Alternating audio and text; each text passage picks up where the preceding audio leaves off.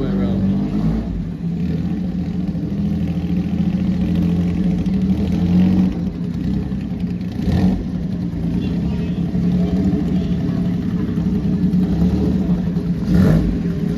Well, ladies and gentlemen, Mr. Wallman's driving up. He's going to pop round again. This is the 1959 Ferrari Dino 196S by Fantuzzi, all the way from the US of A by Brian Ross, under the V6 engine before his go all the way around death. Keep going. You enjoying that, Peter? With its drop-dead gorgeous Fantuzzi curves highlighted in Italian racing red, you might be surprised to know that there's not a 3-litre V12 up front. The 196. Richard, he wants to keep going around. Is that okay? No, he's got to stop this time. Stop him on the stage. I know he's enjoying the drive. This was in fact equipped with a 2-litre V6 engine, one of the first to bear the Dino name. Now, trio 196S Dinos were bodied by Fantuzzi, and the easiest way to tell them apart from the last of the 250 TRs was to count the trumpets beneath the plexiglass air intake. Now, chassis 0776 was completed late in 1959 and was sold by Luigi Chinetti, the US East Coast distributor, for Don Pedro Rodriguez, whose sons Pedro and Ricardo raced this car. It debuted at the 1959 Bahamas Speed Week, securing 2nd and 4th place finishes, as well as racing in the 1960 Targa Florio, where it finished. Hang on a minute, the stage is blown apart here. We don't want to have glass staying on the Ferrari, so let's move these. Thank you so much. It also participated in the Nürburgring 1,000 kilometres and the 12 hours of Sebring, achieving 18th overall and 1st in class at Sebring. In 90... Happy days.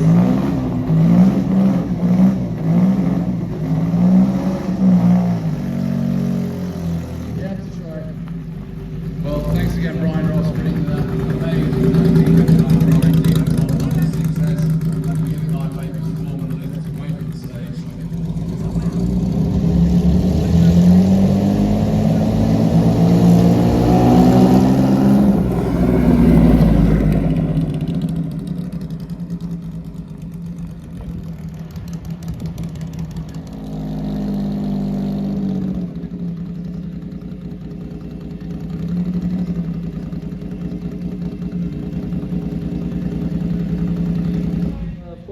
Team owner.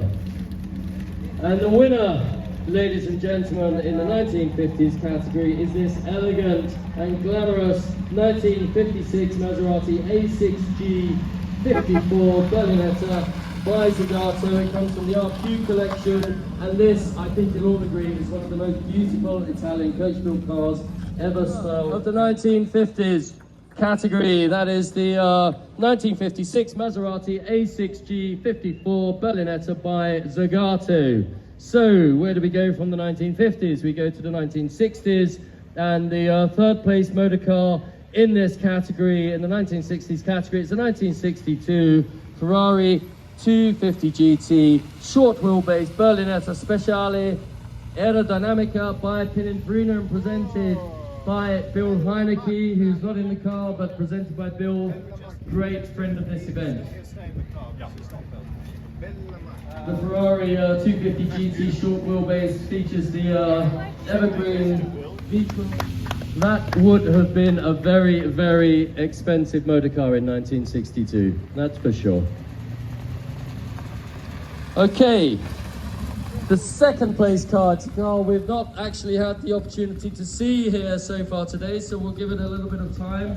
It's it's the second place car. You can switch off Emanuele if that's okay. It's the 1961 Ferrari 250 GT short wheelbase Competizione CFAC hot rod by Pininfarina. It comes from a private collection.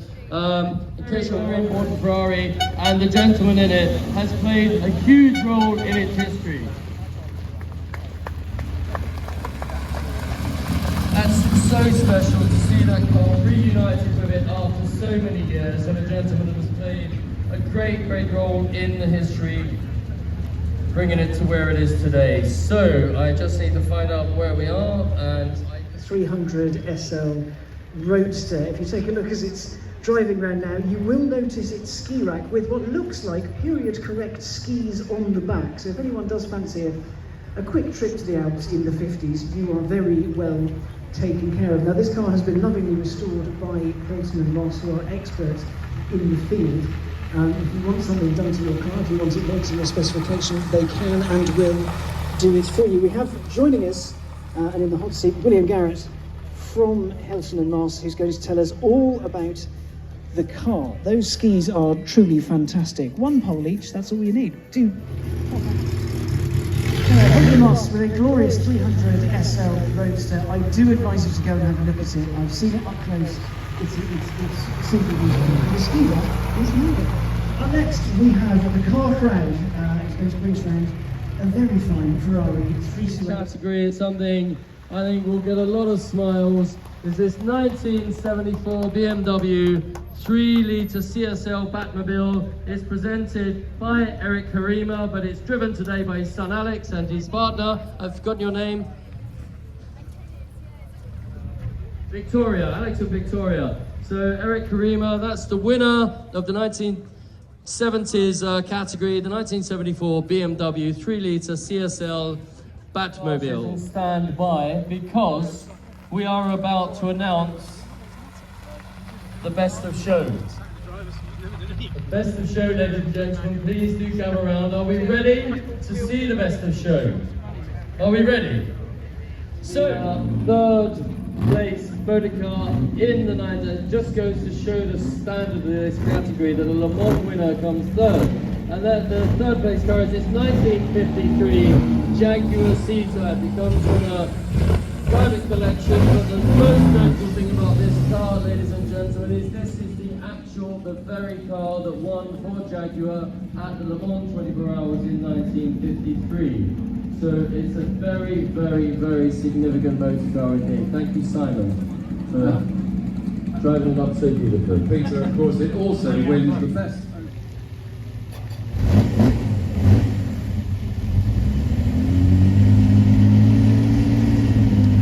Thank you, Simon. I think what's so lovely about Jaguars, Richard, from the 1950s, 5 victories at Le Mans, but all really pretty much using that same production. And this dapper 1927 Bentley 3-litre Boattail speed model was clothed by the coach grid of Martin Walter. Not that well known. It was founded in 1773, and Martin Walter was the longest established firm of harness makers prior to turning to paint building at the core of the motor car.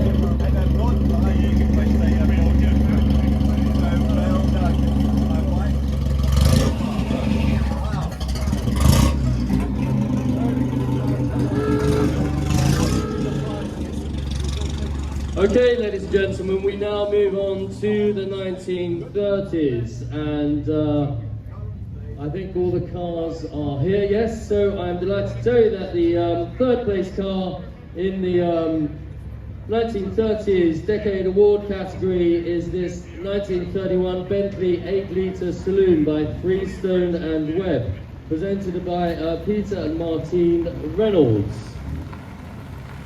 That is so majestic. You see that car coming around the corner, you definitely stop in your tracks. The 8 litres, only 100 of these cars were built. Isn't that gorgeous? Mr. Bentley famously said that any of them, whatever the coach group, they'll do 100 miles an hour. And you can see this is a very capable.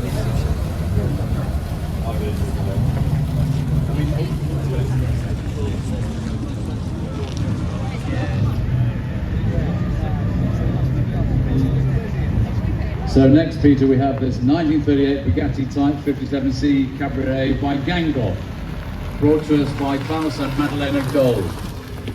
And we can say that this is the second place car, I should say, in the 1930s, but it's also been voted as the best pre-1940 French coach group car. In that category, it's third. So,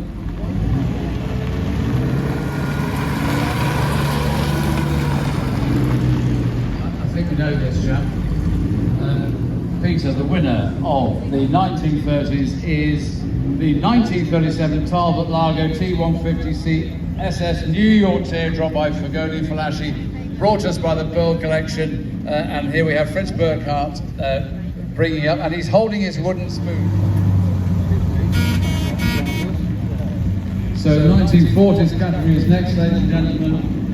not many in this class, so we've got first and second, and second in the 1940 category is this gorgeous 1948 Jaguar Mark IV drop head through plate by Hampton class. So please welcome this lovely Jaguar Mark IV from 1948 onto the stand. Just think of this, is 3 years after the Second World War finished, and the British Registry ticketed in style or something like this.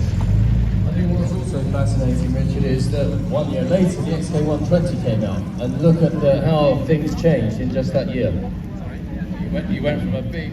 Okay, so we're about to announce the winner of the 1940s decade category, and the winner is this 1940 Aston Martin speed model taxi, the 1937 Rolls-Royce Phantom 3 convertible coupe by J.S. Instip, and its owners are Stephen and Kimmy Brower. Unfortunately, they're not able to drive the car today, but we have a very able driver in the form of the chairman of the steering committee, Mr. Richard Charles, working with his beautiful wife Zoe. So you both suit the car very well, and that's look, he knows how to drive the car slowly, doesn't he? Well done, Richard.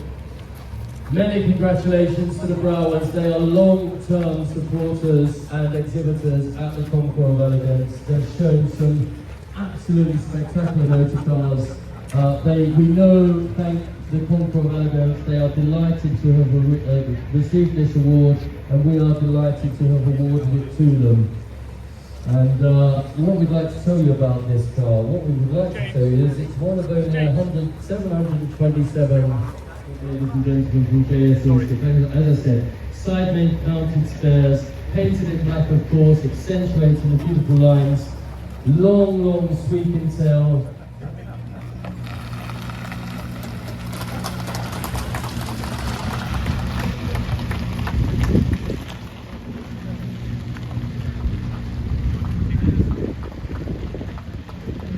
So, ladies and gentlemen, again, don't go away. We'll let the best of the show just make up. Richard, perhaps you should do one extra lap. Give us time to find our notes. Don't say that, don't do it. Come on, again, put anything else in.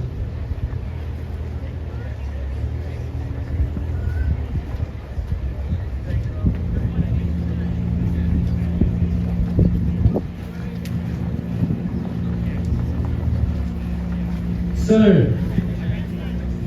from Base Motor Car in the Future Classics Award, and that is this 2023 Ferrari SP8 presented by the Private Collection, and this is a unique one-off creation, a one-off, ladies and gentlemen, resulting from a close collaboration between the British client and Ferrari's styling centre led by Flavio Manzoni. It's based on a Ferrari F8 Spider that features extensive customizations, making it a totally unique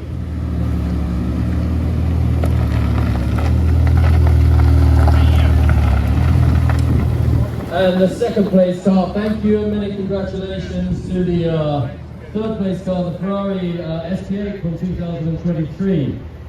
Now we have something that we've been enjoying. We've had a sip in this car. We've had the managing director of Gordon Murray Automotive. So Gordon Murray's effort following the McLaren F1, which is the second place car, is 2024 Gordon Murray Automotive T50, presented by its co-owners Stuart Blythe, second place.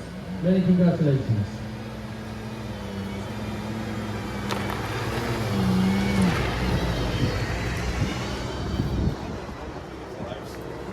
Okay, so the winner in our Future Classics category is this 2023 Aston Martin BBR22, presented by Michael Baker. A round of applause, ladies and gentlemen, for the winner in the Future Classics category, please. The BBR22 was developed by Aston Martin's Q personalization program, blending classic coach building techniques with advanced materials. 2023 Aston Martin BBR22.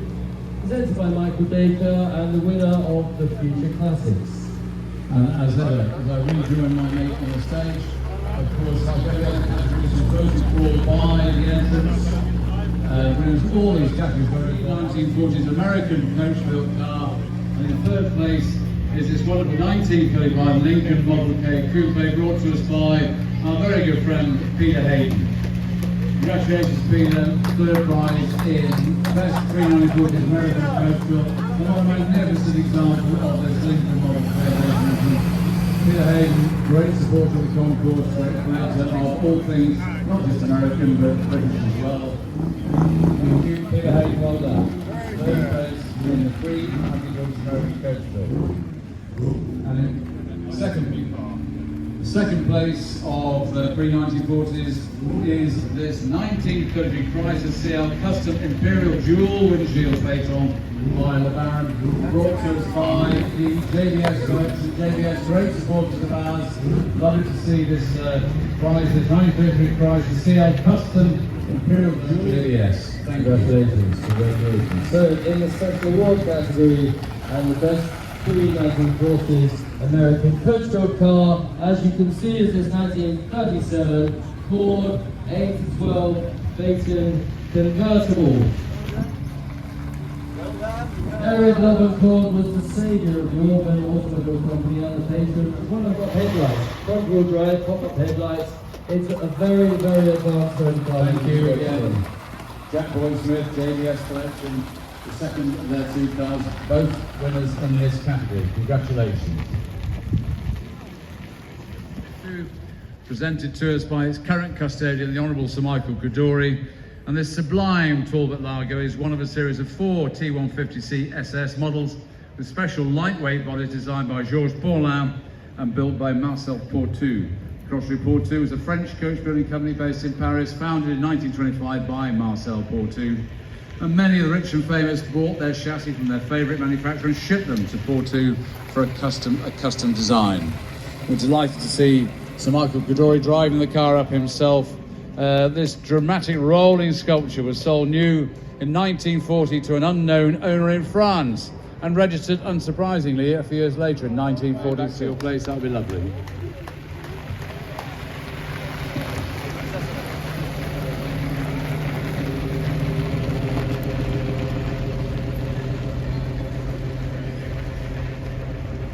So in just a moment, we're going to move on to the next special award. Okay, so in the special awards for the best 1950s coupe, the winner is this 1956, this splendid 1956 Alfa Romeo 1900C Zagato Coupe by Zagato, of course, and presented by David and Ginny Sidoric. David, a great collector and connoisseur of Zagato-bodied motor cars. The Zagato cars feature exquisite lightweight coachwork from that legendary coach builder in northern Italy, based in Rome. They were founded in 1919 by Ugo Zagato. With the 1956 Alfa Romeo 900C Zagato Coupe, winner of the best 1950s coupe.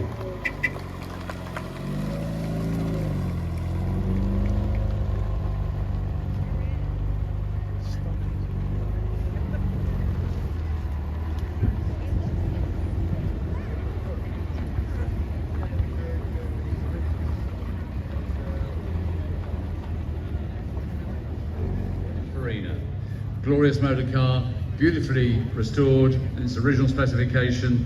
Peter, we think this is a worthy winner of the Prince Michael of Kent Award. You can imagine why His Royal Highness would have loved to have driven this away. Yeah, I think, Richard, for me, I saw one of these on the road recently and thought to myself, this is probably one of the most beautiful Ferraris ever built. The 250 short wheelbase, they made 167 of these in various guises. This is a standard steel-bodied car. We have the CFAC hot rod that we saw earlier, although this is a late model car, 1962. Short wheelbase, winner of the Prince Michael of Kent Award.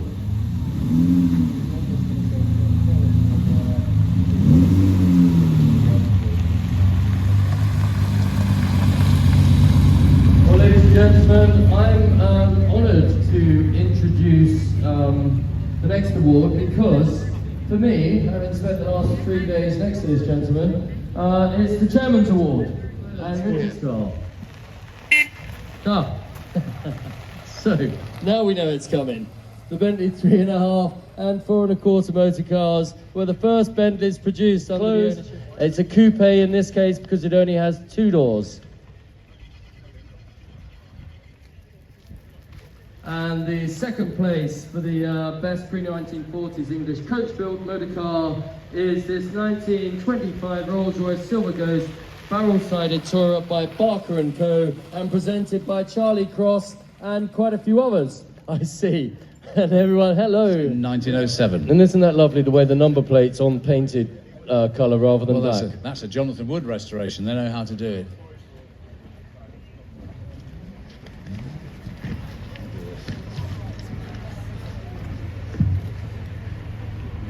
And the winner, ladies and gentlemen, of the best pre-1940s English coach-built car is this very rare 1938 Bentley 4.25 Barouche de Ville by James Young, brought to us by Axel Schroeter. Significant, it was especially built for the 1938 Earls Court Motor Show, known for its coming to the end of the show, and it's been a marvellous show. And we have in our next special award category, this is for the best pre-1940s French coach-built motor car. Richard, I think you're going to tell us who's second in this category. motor car round so we can have a chat about it. And ladies and gentlemen, just as it's driving around, the essence of this is a reimagined version of the 355, hence it's called the Evoluto. And the wonderful 90s Italian supercars, such great driving dynamics. These cars are becoming highly collectible today, but they've re-engineered it to offer an increased performance and 21st century reliability. It develops an champagne is now flowing, so that's the perfect Sunday early morning aperitif. And we are shortly to be joined on stage by some very, very special cars, just a small handful of picks from the Concours cars that were presented on Friday and have been judged. But we thought we'd have a look at a few individually up here on the stage. And shortly joining us, two very, very special motor cars. It's the only two of their type existing in the world. Fabulous sports racing cars from the 1950s, from Lagonda. Really excited to have them here, so do come and join us and learn a little bit about these cars, because one of the gentlemen driving the car knows a lot more about them than Richard and I, so we'd be delighted to learn from him as well. But these are the two 1954 Lagonda DP115s, chassis 2 and chassis 3, both from a private collection. But as Peter said, the legendary cars, the only two built like this. Both of these cars, by the way, were on the lawns at Pebble Beach less than 2 weeks ago, so they've done well to get here. Let's bring the two cars up onto the stage.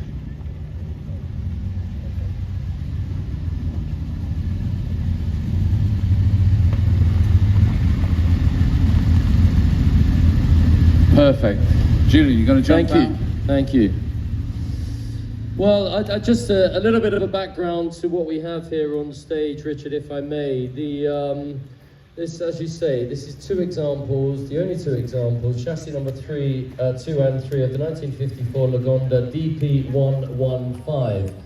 But the background is the striking Aston Martin DB3S was a development of the DB3, both of which were pure sports racing cars, designed and built Ferrari beta. In those days, mid to late 90s, cubic capacity was getting bigger and bigger. They were going from 2, 3, 4, 4.5 litres. And David Brown wanted a Ferrari beta, so the DP115 project combined the fine handling and chassis characteristics of the DB3S with the new big capacity V12, which was designed by Willie Watson and Professor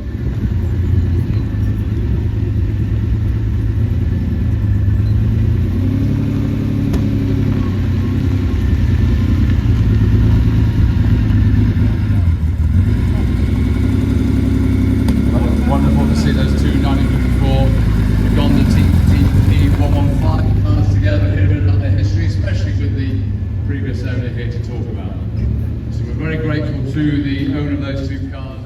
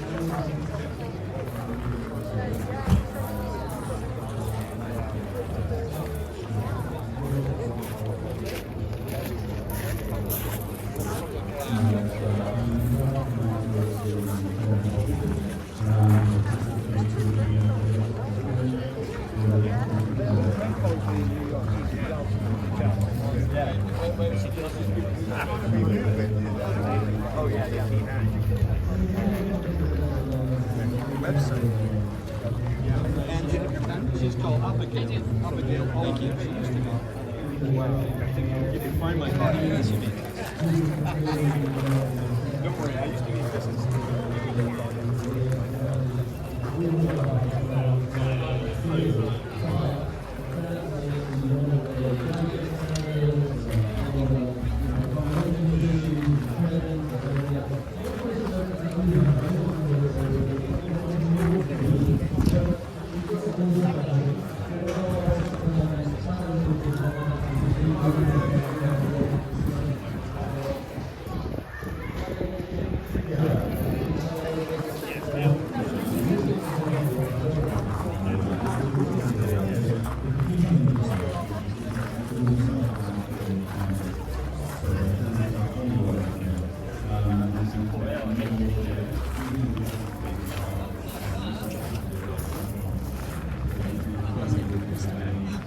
I'm a family business. Yeah, that's what they'll probably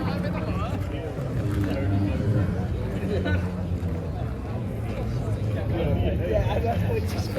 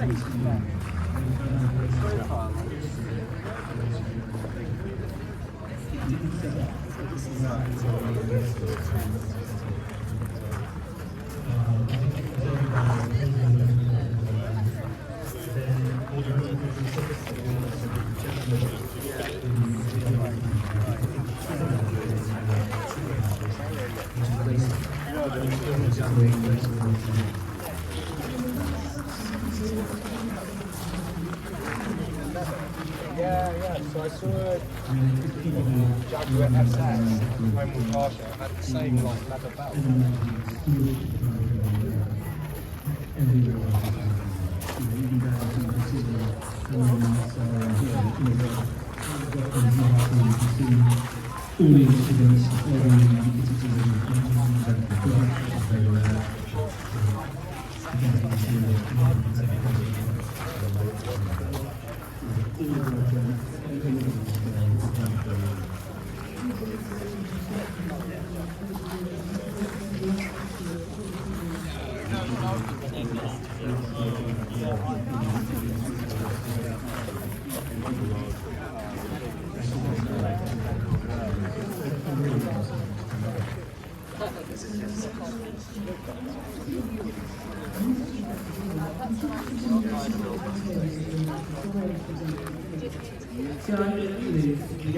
There's nothing there, there's photograph on the side. We've got transport on the bus, high gas pump, which is just a private starting. Really, all the cars is through all areas. They all relate to one cars, come through the 50s, the same investigations, So if you have someone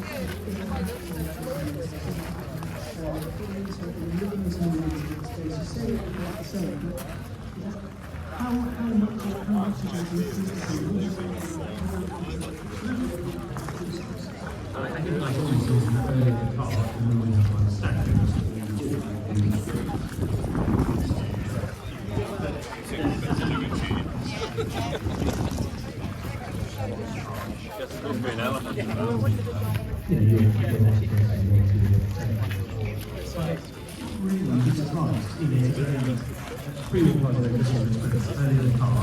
More engaging and strong.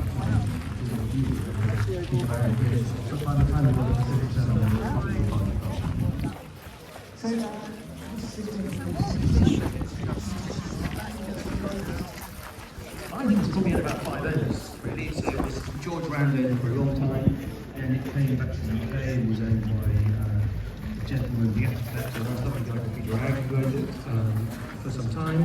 And then it went into a legal action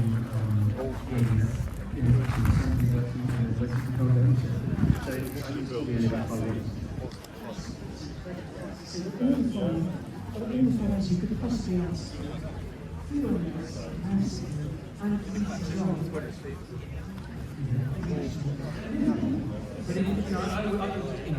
nothing that my father was still growing up around these cars. And I don't think I'm wrong in saying I would put this as probably one of them.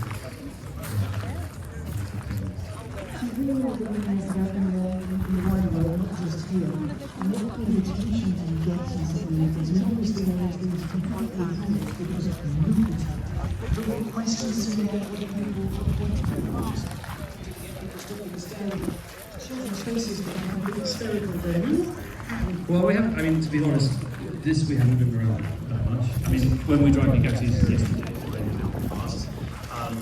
this really is so one for the next day, to the price of the probably. So yeah, I haven't had that opportunity yet to really take it out much of the open road, but people do tend to smile when they see it. is a watering hole, beautiful. Where the Concours We are just on the aisle, I suppose we are to the right of the house. If you look at that, to the right. so much shows beautiful car.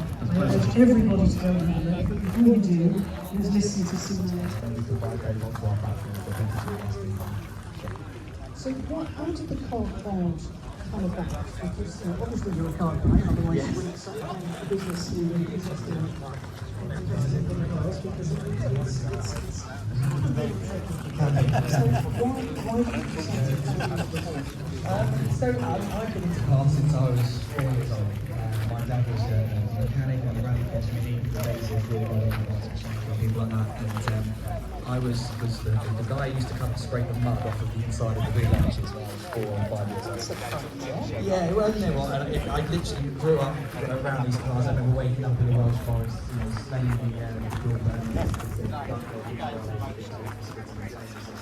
it just kind of evocated a passion within me, and my dad has been a collector for a number of years. So since I was 14 years old, I've been following him around the auctions, looking at various cars. At that point, we were buying Spitfires and Triumphs and various other things. Yeah, we were.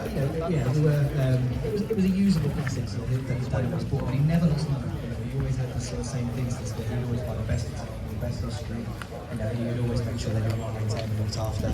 And then he started to make some money by buying some collectible cars. He actually had a 308, he had a Porsche 911 Cargo, and a few other sort of things that were a bit more collectible. Did you ever want to show my No, he didn't quite do the whole whammy first line or the magnitude high rise. He did have a moustache for a period, so I think he might have tried. But it was that sort of, I guess, the data orientated aspect that I took over from my dad. Data analysis, data science. There's a lot of people that still want this car. It is hard. There's a lot of things because there is passion, but it also is very based on science, which kind of we've got to have technical cars, appreciation 50%. So there is a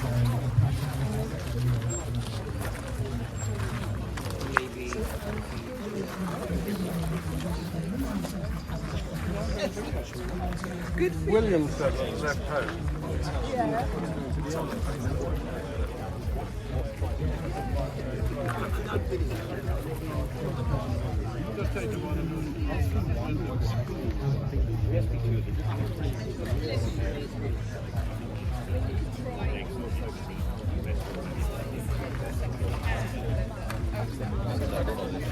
Well, they're all second. They made 466 on it.